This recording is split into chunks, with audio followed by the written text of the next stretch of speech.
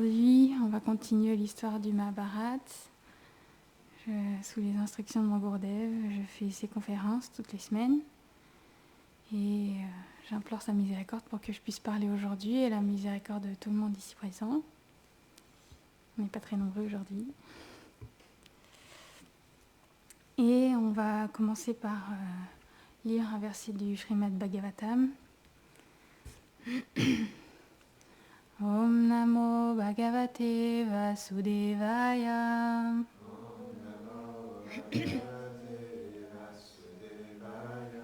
Om Namo Bhagavate Vasudevaya.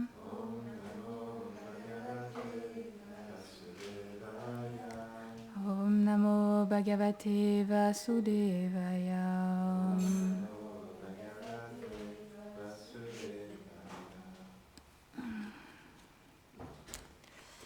Et donc, on en est au verset 26, chapitre 3. C'est la page 104. On va continuer un verset qui a déjà été un petit peu abordé.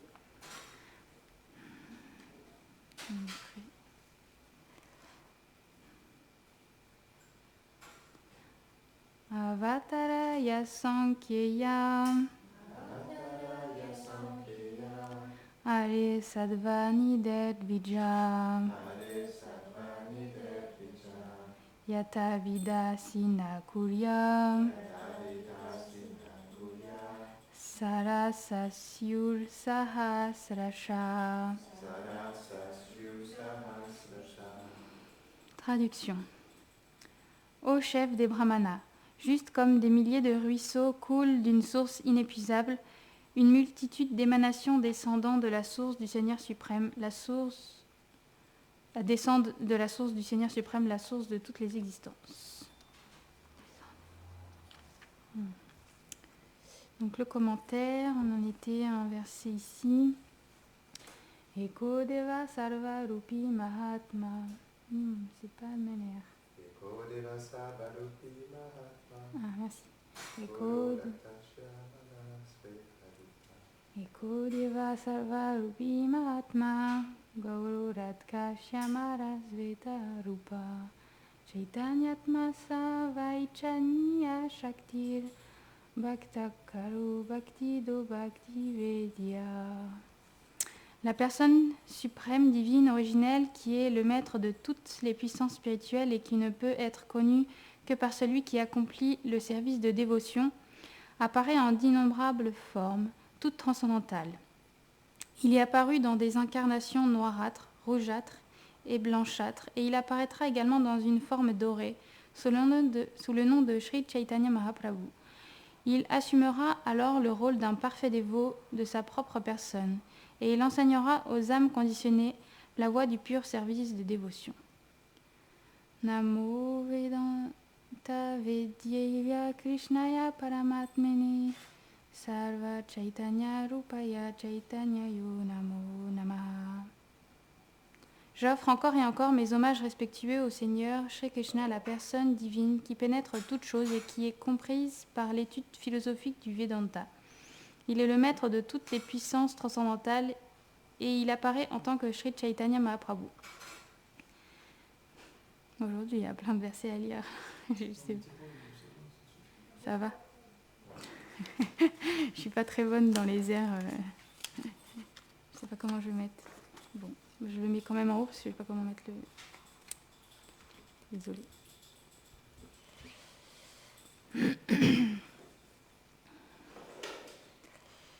Om Ganati Mirandasa Gyanam Jala Shalakaya Shakshurun Militam Yena Tasmai Shigurave Namaha Shri Chaitanya Manobishtam Stapitam Yena Bhutare Swayam Rupa Kadamadyam Dadati Svapadantikam Vansha Kadvatarujascha Kripa Sindhubhya Evacha Patitanam Pavanebhyo Vaishnavebhyo Namo Namaha Jaya Shri Krishna Chaitanya Prabhu Nityananda Shri Advaita Gadada Shri Vasadi Gaura Bhakta Vrinda Hare Krishna, Krishna Krishna, Hare Hare, Hare Ramo, Ramo Ramo, Hare Hare.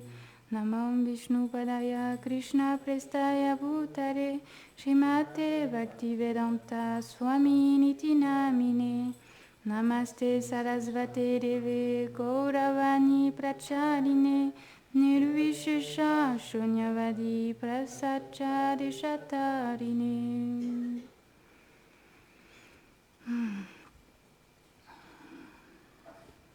Le Srimad Bhagavatam, il nous explique dans ce verset que Krishna, dans cet âge, il nous explique que Krishna, il apparaît dans différents âges, dans des formes différentes, avec des couleurs différentes. Et dans cette étude du Mahabharata, on va vraiment entendre parler de tous les divertissements que Krishna, il accomplit dans sa forme bleue, dans sa forme de Shyam.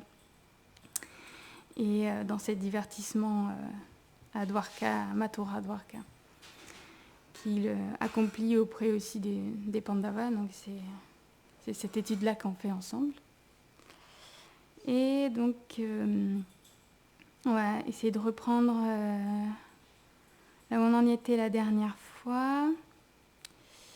Et on était arrivé au Swayamvara de Draupadi. Et on avait vu comment les Pandavas déguisés en Brahmana, ils étaient venus participer au Swayamvara, et comme tous les rois et princes présents avaient échoué à gagner Draupadi, Arjuna, il s'était levé, il avait participé et il avait gagné Draupadi en visant la cible le test qui était proposé par Drupada, le roi. Et il avait pu conquérir Draupadi, et comment ça avait mis en colère tous les rois présents. Et ils s'étaient mis en révolte contre Drupada, et ils avaient voulu le tuer, lui et ses proches et sa famille.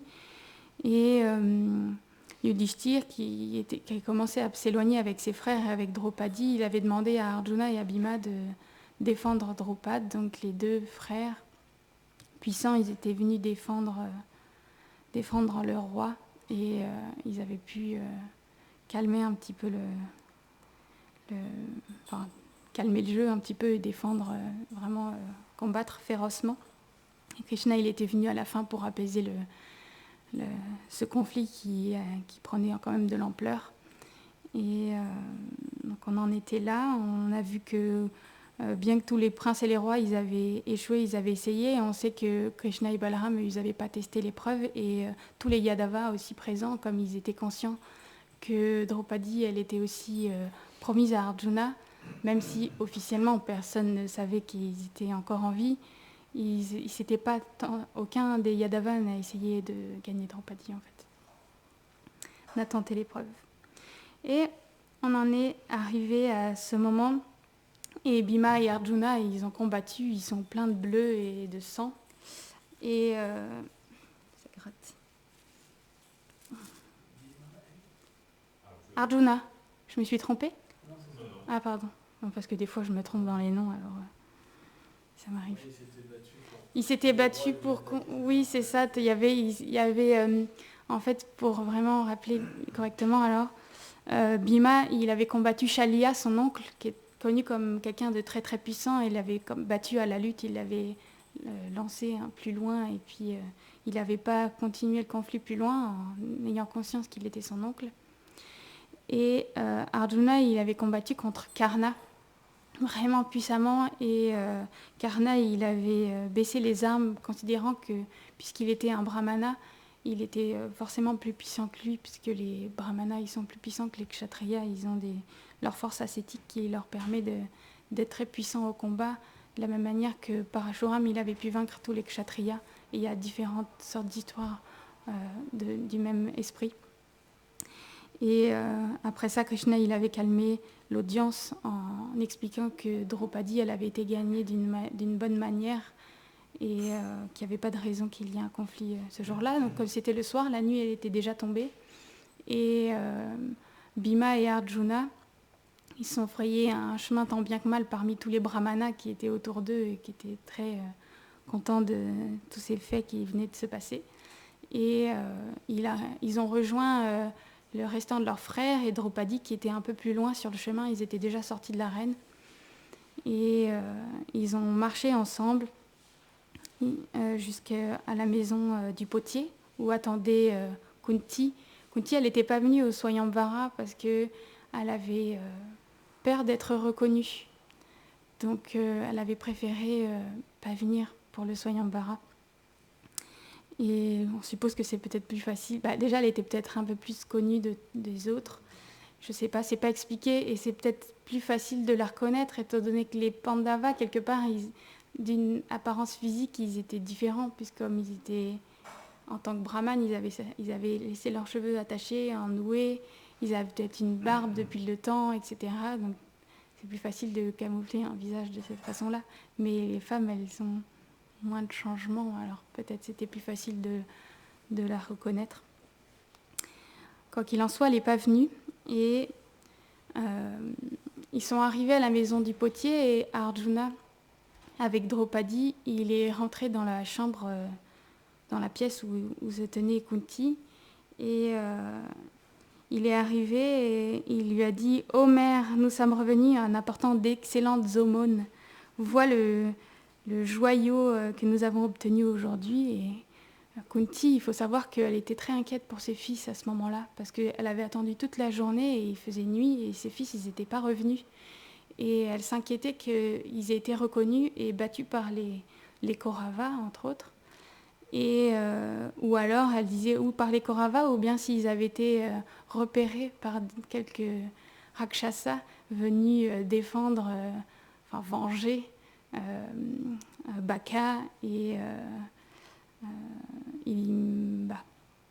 Donc, elle s'inquiétait comme ça, c'est l'affectif d'une mère qui veut ça. Et quand elle a entendu son fils parler, elle était soulagée de les voir revenir. Et elle a tout de suite, quand il a dit ça, elle a dit ce qu'elle dit à chaque fois qu'il faisait l'aumône et qu'il rapportait des biens. Elle leur a demandé de partager ce bien qu'il avait gagné entre tous ses frères. Et quand elle a dit ça, elle s'est retournée après, parce qu'en fait, elle n'avait pas regardé son fils à ce moment-là, elle était de dos. Elle s'est retournée et elle a vu son fils à côté de Draupadi et il lui a présenté Draupadi. Et en fait, elle a été choquée par ses paroles, du coup, parce qu'elle a dit, mais c'est de Draupadi, c'est de elle que tu parles. Et elle dit, mais comment elle pourrait être mariée à vous cinq, parce que mes paroles, ça veut dire qu'elle va être obligée de se marier avec vous cinq, mais une femme n'a jamais plusieurs maris, et en même temps, moi, j'ai jamais menti de ma vie.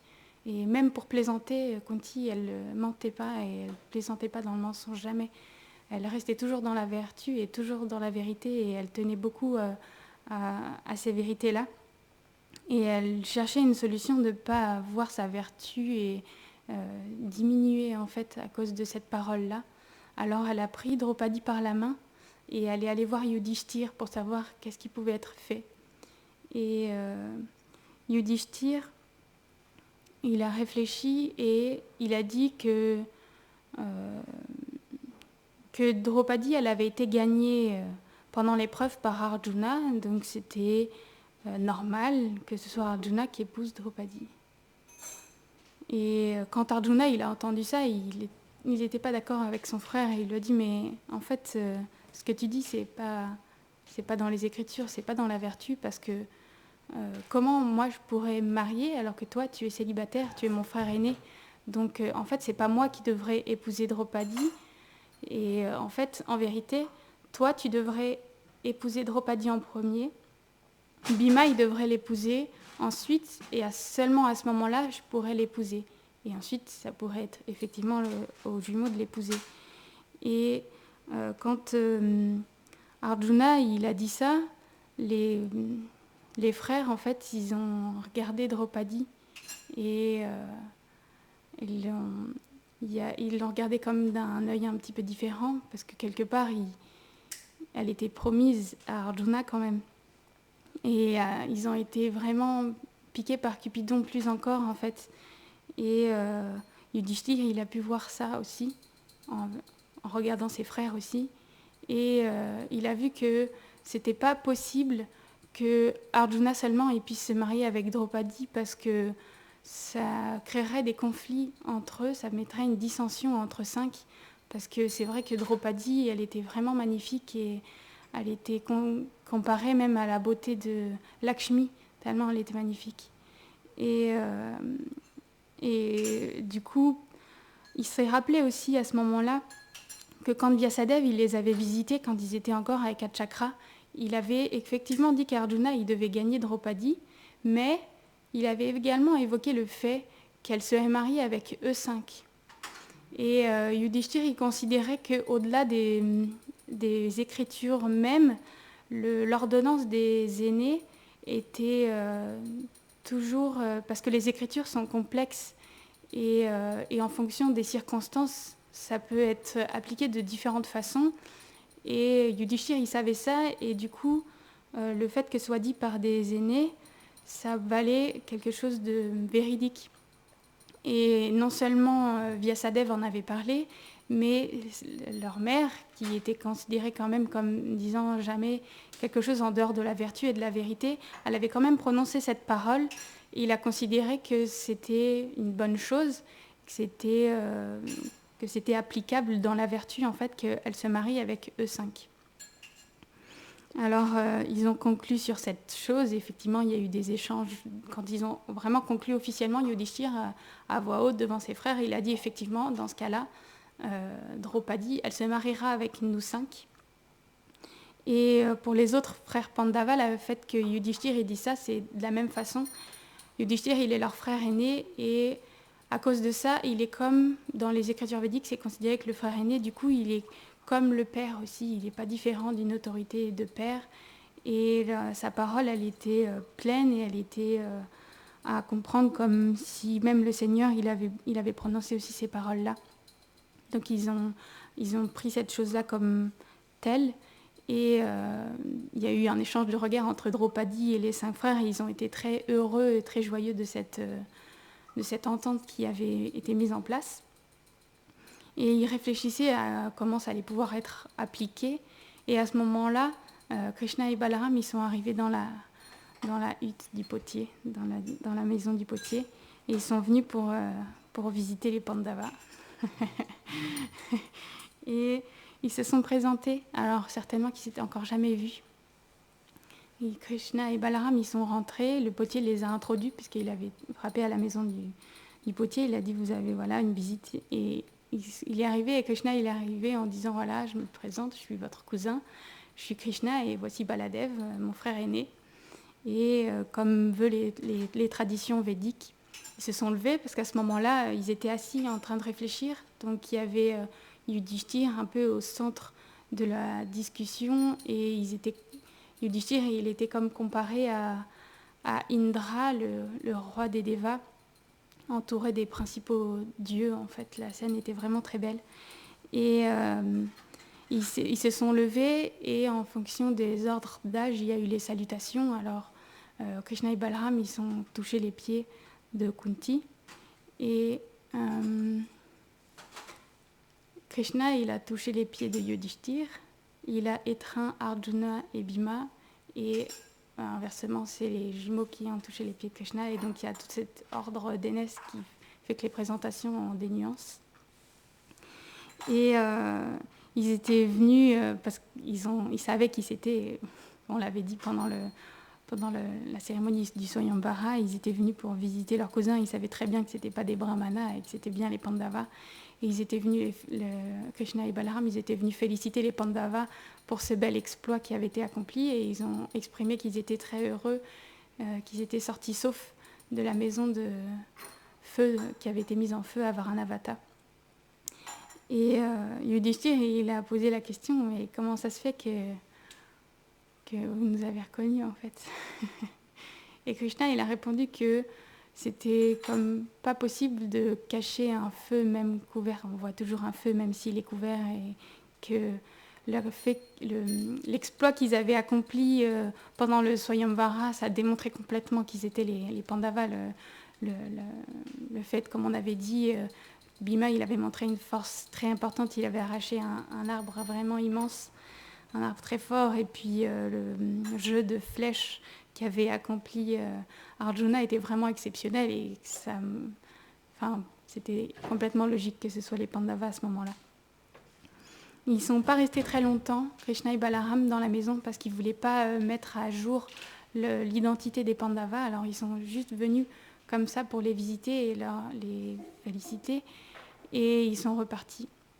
Et en fait, il y a une autre personne qui avait suivi tout ce cortège-là. C'est Drishyadyumna, le fils de Drupada.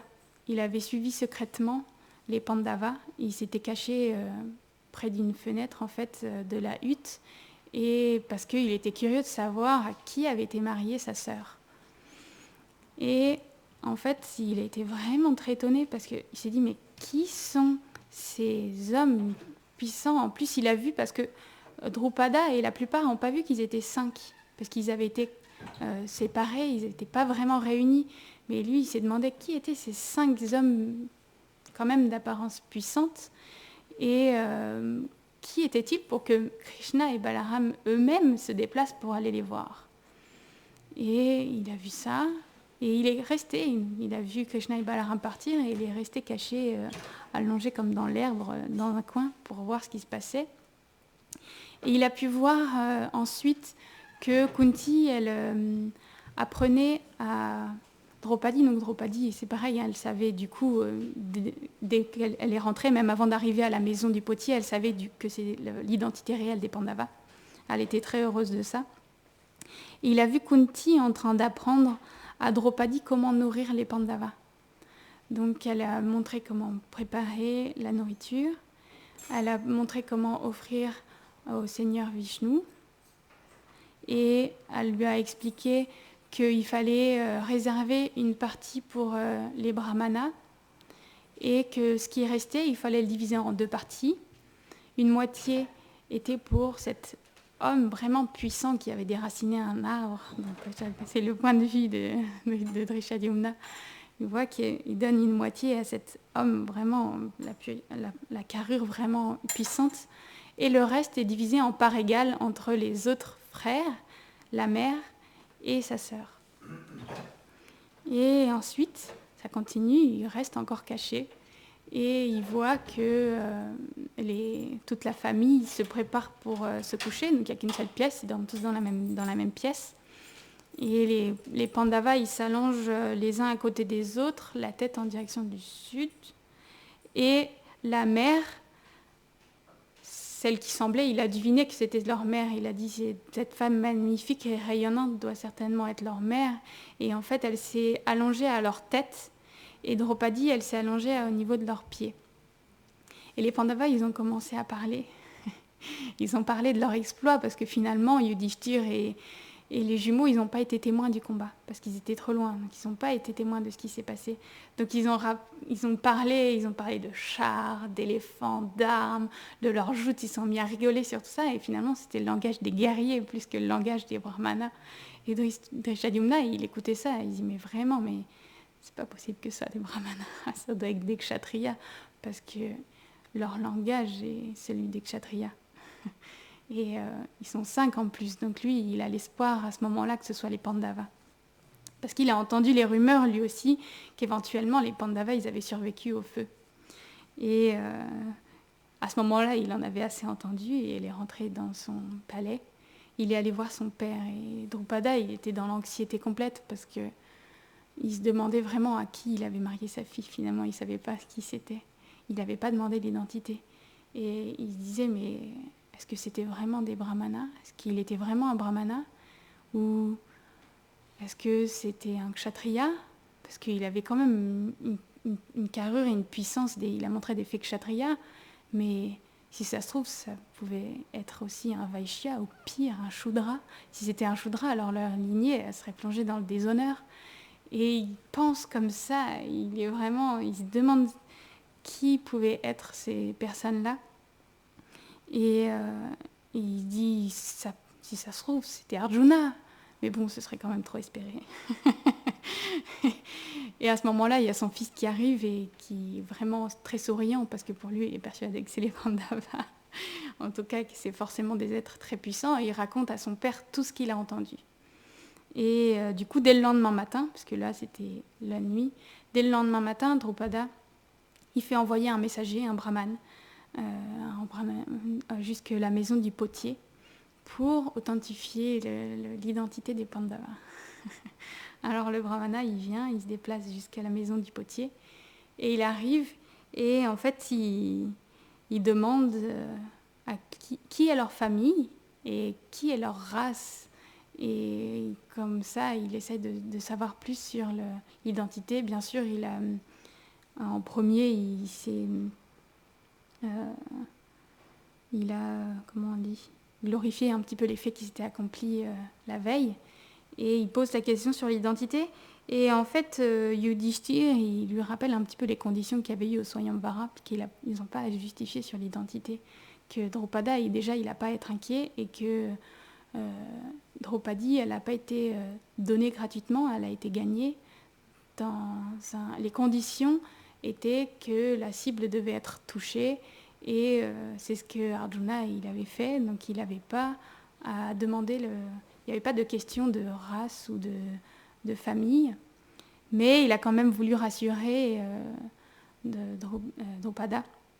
Et il a dit au messager qu'il n'avait pas à s'inquiéter, que ses désirs, ils allaient être exaucés, et que de toute façon, le fait qui avait été accompli avec l'arc et la cible, ça ne pouvait pas être accompli par quelqu'un de basse naissance ou médiocre dans le maîtrise des armes.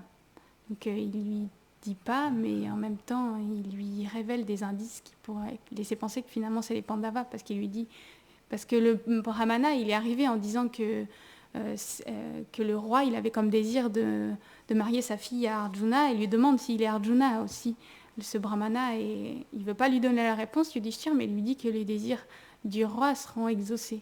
Donc il y a un petit peu ce jeu de politesse. Et à ce moment-là où ils étaient en train de parler, il y a un deuxième messager qui arrive, Drupada, il a envoyé un deuxième messager. Et ce deuxième messager, il invitait les Pandavas à venir pour pouvoir accomplir le mariage pour le Draupadi et ce Brahmana qui avait gagné Draupadi. Et bien sûr, ils acceptent l'invitation, tous. Donc il n'a pas invité seulement Arjuna, il a invité tous les frères, la mère aussi. Et donc du coup, il a fait amener 2 merveilleux chariots en or. Et Yudhishthir et ses frères, ils ont fait monter Kunti et Draupadi dans un char. Et eux, ils sont montés dans le deuxième char et ils sont arrivés comme ça jusqu'au palais.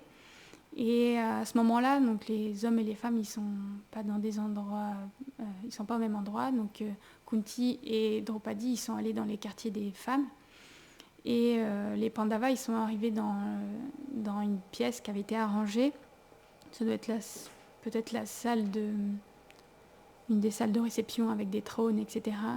Il y avait des tables aussi dans cette pièce-là, parce que Drupada, il avait plusieurs choses en tête. Déjà, il savait qu'il fallait qu'il prépare un mariage, mais il ne savait pas pour quelle classe.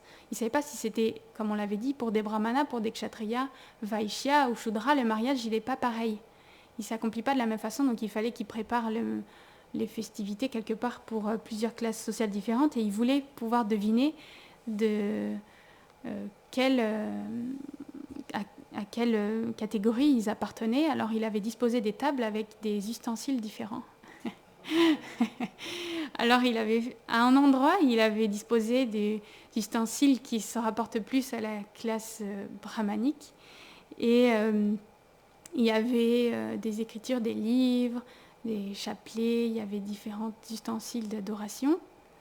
Sur un autre endroit, il y avait des armes, des armures, des étoffes très luxueuses, plein de choses qui sont plus en rapport avec les kshatriyas. Et sur un autre endroit encore, il y avait des ustensiles agricoles avec des graines et différentes autres choses qui se rapportent plutôt aux vaishyas. Et donc Drupada, il accueille les Pandavas, et en fait, quand les Pandavas ils entrent dans la pièce, Et ils peuvent à ce moment-là vraiment constater la puissance de tous les 5. Et en fait, ils arrivent, ils ont des carrures comme des lions vraiment musclés. En fait, ils sont vêtus avec des peaux des peaux de biche. Et ils entrent comme ça d'une manière très puissante dans cette pièce-là. Et quand Drupada il voit ça, hein, sa famille et tous ses intendants, il les voit y arriver de cette manière-là. Ils sont puissants, ils ont des yeux comme des taureaux furieux et vraiment, ils imposent, ils ont des bras qui sont très musclés, ils sont comme des serpents. Et ils arrivent dans cette pièce-là, ils les accueillent comme il se doit. Et ils les font s'installer sur des trônes. Ils leur servent un repas dans un premier temps. Ils leur servent un repas vraiment digne des rois, quoi, kshatriya, dans des assiettes en or et en argent, vraiment le repas vraiment festival, quoi. Et ensuite, après le repas, ils les laissent se lever et à ce moment-là, ils passent devant les Pandavas, ils passent devant les différentes tables et bien sûr, ils prennent plus de temps devant la table où il y a les armures et ils commencent à discuter entre eux et à regarder un petit peu toutes ces armes qui sont disposées sur cette table-là et puis enfin, ça montre clairement qu'ils sont comme dans la classe des kshatriyas et quelque part, il est rassuré, Drupada. Et il finit quand même par aller voir Yudhishthir, parce qu'il est l'aîné, il va voir Yudhishthir et lui demande qui il est. Qui ils sont, eux 5. Et à ce moment-là, Yudhishthir, il le rassure, et en fait, il lui dit que ses plus chers souhaits, ils sont exaucés, parce qu'en fait, ils sont les célèbres fils de Pandu. Il lui révèle qu'ils sont les Pandavas. Et quand il entend ça, Drupada, il est vraiment tellement plein de joie que, en fait, il a sa gorge qui se noue et Yudhishthir, il lui parle et en fait, lui, il peut même plus parler. Il a la gorge complètement nouée et il a les larmes qui lui coulent des yeux et il est vraiment ému de cette situation-là.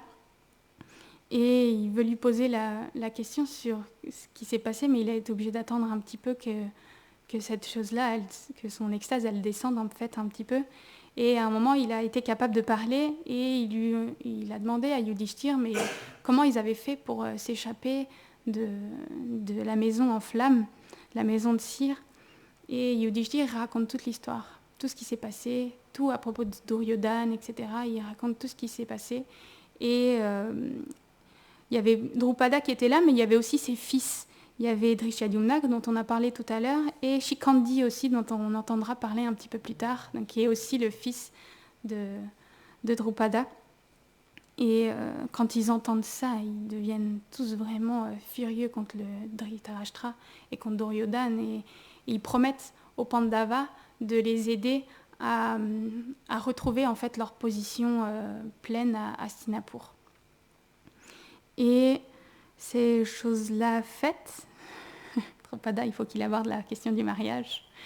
Et à ce moment-là, il s'adresse à Yudhishthir et lui dit aujourd'hui, en fait, c'est un jour de bon augure et pour un mariage. Et ce serait bien que Arjuna il puisse marier Draupadi aujourd'hui.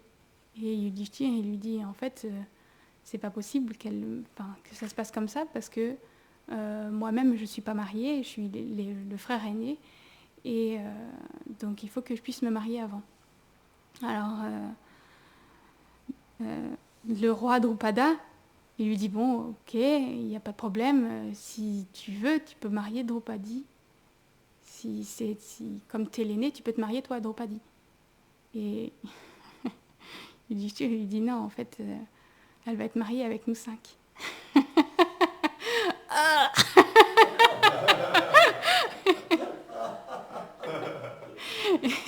C'est le choc pour Drupada parce que une telle chose, c'est vraiment pas commun. Et du coup, il commence à y avoir un débat quelque part. Et Drupada lui dit mais comment ma fille, elle pourrait être mariée avec vous 5, mais on n'a jamais entendu des histoires pareilles. Et Yudhishthir, il lui explique que sa mère, elle a elle a dit cette chose-là, que ce joyau qui est sa fille, elle devait être partagée entre eux 5, et parce que Kunti, elle dit toujours des choses véridiques et elle est toujours dans la vertu, alors cette chose-là, elle ne peut pas être mauvaise.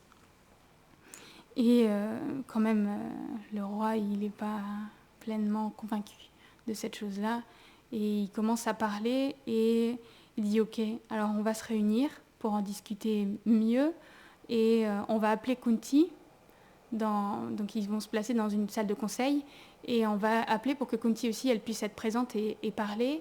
Et mes fils seront là aussi, et des conseillers seront présents aussi, des brahmanas, et vous serez présents, et on va discuter de ces choses-là. » Et au moment où il était en train de dire ça, il y a Vyasadeva qui arrive dans la pièce. Et bien sûr, ils font l'accueil qui est réservé à des personnes du rang de Vyasadeva. Dans un premier temps, ils lui lavent les pieds, etc. Ils lui font le regard, etc. Et Drupada, il pose la question à Vyasadeva que est-ce qu'une femme, elle peut être mariée, est-ce que c'est en accord avec les Écritures qu'elle peut être mariée avec plusieurs maris? Et Vyasadeva, dans un premier temps, il lui dit qu'effectivement, c'est pas dans les Écritures qu'une femme, que c'est pas une bonne chose, en fait, qu'une femme, elle ait plusieurs maris. Et du coup, ça inquiète, en fait, et quelque part, ça inquiète Drupada, parce qu'effectivement, c'est pas dans les Écritures du tout que ça puisse se passer comme ça. Mais il demande quand même à chacun d'exprimer leur avis. Et Drupada, il exprime qu'effectivement, il n'a jamais entendu parler que ça pouvait se faire, et qu'il appuie en fait sur l'argument que comment Draupadi, elle pouvait être mariée avec eux 5, puisque en fait, ça voudrait dire que Yudhishthir, qui est l'aîné, il serait aussi en couple, avec la femme de son jeune frère, que en temps normal, la femme de son jeune frère devait être pas différente de sa propre fille. Donc en fait, ça reviendrait au fait qu'il marie sa fille. Et comment ça pouvait être une bonne chose, du coup, comment c'était possible qu'elle puisse se marier avec les 5 frères? Alors il a apporté son argument, et chacun apporte son argument. Kunti, elle explique qu'elle a exprimé cette parole-là, et qu'elle veut pouvoir garder sa vérité, elle veut pouvoir garder sa vertu, et elle implore le sage de trouver une solution. Et Yudhishthir, en fait, il explique que c'est déjà arrivé par le passé. Alors dans les âges précédents, c'est des choses qui se faisaient. Mais dans cet âge, c'est pas une coutume qui était vraiment pratiquée, mais il donne des exemples. Il donne l'exemple de certains sages. La première, elle s'appelle Jatila. Alors, c'est pas la même Jatila qu'on connaît dans les divertissements à Vraj, mais c'est expliqué que Jatila, elle a été mariée avec 7 sages. Donc, c'est que ça se passait. Il a cité un deuxième exemple, c'est les Prachetas. Alors, je les connais pas. Il citait comme quelque chose, comme des personnes qui sont connues. Et la chose, c'est que j'étudie 2 versions, comme je vous ai déjà expliqué. Et dans un, ils disent que les Prachetas, ils sont 2. Et dans un autre, ils sont 10. Alors, ils sont 9. Ah bah voilà. Donc je ne sais pas combien ils sont, les Prachetas, mais ils sont plus que 2. Ils sont au moins 2. Et ça, dans tous les cas, ça appuie l'argument que... peut-être 10. Ah, donc ils sont plutôt 10 alors. Donc ouais, peut-être que dans cette version où j'ai tapé, j'ai dit 2, puis c'était 10. Mais dans l'autre version, c'était marqué 10. Et donc, cette... femme, elle avait été mariée avec les 10 Prachetas. Et donc ça existait déjà. C'était possible puisque ça existait déjà. Et à ce moment-là, Vyasadeva, il a regardé le roi Drupada, il l'a pris par la main et il lui a dit « Ok, il faut que je te parle en privé maintenant. » Il n'a pas voulu exprimer ses arguments devant tout le monde. Donc il l'a pris à part dans une pièce privée. Et il a commencé à lui parler. Et il lui a d'abord parlé de la vie passée de Draupadi. Et il lui a expliqué que Draupadi, dans sa vie passée, elle était la fille d'un sage. Et c'était une personne vraiment très belle et très vertueuse, mais à cause de son karma, elle n'était pas mariée. Et elle priait, elle a commencé à faire des ascèses sévères, et après un délai assez court, elle a pu satisfaire Shiva. Et Shiva, quand il est venu devant elle pour lui demander ce qu'elle voulait, elle a commencé à lui parler et en fait elle lui a dit « Oh Shiva, je souhaite avoir un puissant mari. Oh, mon seul souhait, Shiva, c'est d'avoir un puissant mari. Oh, la seule chose que je désire au monde, c'est d'avoir un puissant mari. » Et comme ça, elle décline la chose en le disant 5 fois. La même chose. Et Shiva, il lui dit « D'accord, dans ta vie prochaine, tu seras mariée avec 5 maris. Tu auras 5 maris dans cette même vie, en même temps. » Et à ce moment-là, elle dit « Quoi, mais juste un mari, je ne veux pas être mariée avec 5 maris. » Il lui a dit « Si, parce que tu m'as dit 5 fois que tu voulais un puissant mari, alors tu auras 5 maris, parce que comme ça, ta parole, elle pourra rester vraie. » Et il explique, du coup, Vyasadeva, il explique cette histoire-là. Donc, ça appuie le fait que c'est une chose bonne, enfin une chose normale qu'elle épouse les 5 Pandavas. Et il explique un autre argument, qu'en fait, les Pandavas, dans leur vie précédente, ils ont tous été des formes de Indra. Et il donne la vision divine à Drupada de voir la forme des Pandavas, les 5 formes des Pandavas en tant que tous des Indra, avec leurs ornements vraiment... ils ont tous été Indra dans une vie passée. Et ça a vraiment satisfait Drupada, il a été pleinement convaincu par ce mariage. Et donc ils ressortent, ils vont retrouver les autres dans la pièce et ils expliquent que le mariage, effectivement, il va avoir lieu. Donc il faut faire les préparatifs. Il ne reste plus beaucoup de temps, mais on a presque fini. Et du coup, il faut faire les préparatifs de mariage. Et ce mariage, il est un peu plus complexe, dans le sens où elle ne peut pas marier les 5 en même temps, par rapport à la façon dont se font les mariages. Alors en fait, le mariage, il se passe sur 5 jours. Et chaque jour, elle va marier un Pandava différent. Et donc c'est des gros préparatifs, mais le jour même, ils ont fait des très gros préparatifs, ils ont invité tout le monde de la capitale, il y avait toutes les différentes classes sociales, il y avait beaucoup d'opulence, les Pandavas, ils ont été habillés avec des vêtements très luxueux, Draupadi, elle portait, donc là en l'occurrence, par exemple pour le premier jour, elle a porté un merveilleux sari en soie jaune et elle est arrivée auprès de Yudhishthir.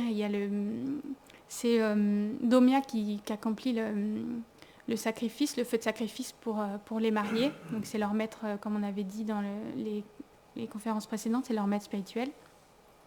Et il accomplit le sacrifice pour les mariés. Et donc Vyasadeva, en fait, il explique à Drupada que sa fille, elle garderait sa virginité en fait à chaque mariage, à chaque fin d'un mariage, elle retrouverait sa virginité avant le prochain en fait. Donc du coup de cette façon-là, elle a pu un jour après l'autre pouvoir se marier avec les 5 Pandavas et donc un jour après l'autre, il y a toutes ces grosses festivités et à la fin des 5 jours de mariage, Drupada il donne des grandes richesses aux Pandavas comme en est la coutume. Il leur donne des serviteurs, comme 100 chars, 100 chevaux, enfin, il y a tout avec des richesses, des montagnes de richesses, etc. Il leur donne en cadeau toutes ces choses-là aux Pandavas. Et enfin, il passe en fait quelques temps, après ça, il passe quelques temps dans le royaume de Drupada. Et Krishna qui était rentré, donc là, par rapport à la question... Yashoda Doulal, je ne savais pas lui répondre et ça fait des années que j'ai traduit ces chapitres et du coup je ne sais pas exactement la synchronisation du temps par rapport aux histoires des Pandavas pleinement avec la synchronisation de tous les divertissements de Krishna entre Mathura et Dwarka. Et là c'est expliqué que Krishna il a envoyé de Mathura toutes les richesses. Donc ça veut dire qu'à ce moment-là il est encore à Mathura. Mais peut-être pas pour longtemps puisque dans d'autres divertissements qui ne sont pas forcément si loin que ça, il est à Dwarka. Donc peut-être, il me semble qu'il y a peut-être quelques indices entre les différentes histoires. Je vous les dirai petit à petit parce que je vous avoue que je ne me rappelle pas tout, puis j'ai pas le temps d'étudier tout le livre avant de faire chapitre par chapitre. Et donc Krishna, il fait envoyer, mais vraiment, c'est l'opulence de Krishna, quoi. Il a fait envoyer tellement de servantes, avec toutes parées, avec des bijoux merveilleux, des vêtements. Il a envoyé des richesses, des joyaux Vaidurya, vraiment des beaucoup de richesses, des chevaux, des chars, vraiment beaucoup de richesses. Et Yudhishthir, il a accepté toutes ces offrandes que Krishna il a envoyées. Et ils ont été très heureux de recevoir parce que c'est comme les bénédictions pour leur mariage. Et les Pandavas, ils ont été très contents de recevoir ces bénédictions de la part de Krishna, en fait. Et pour eux, c'est leur assurer leur bonne fortune et qu'ils retrouveraient bientôt leur place aussi à Hastinapur. Ils étaient très heureux de cette situation. Voilà. Pour aujourd'hui, c'est fini. Suite au prochain épisode.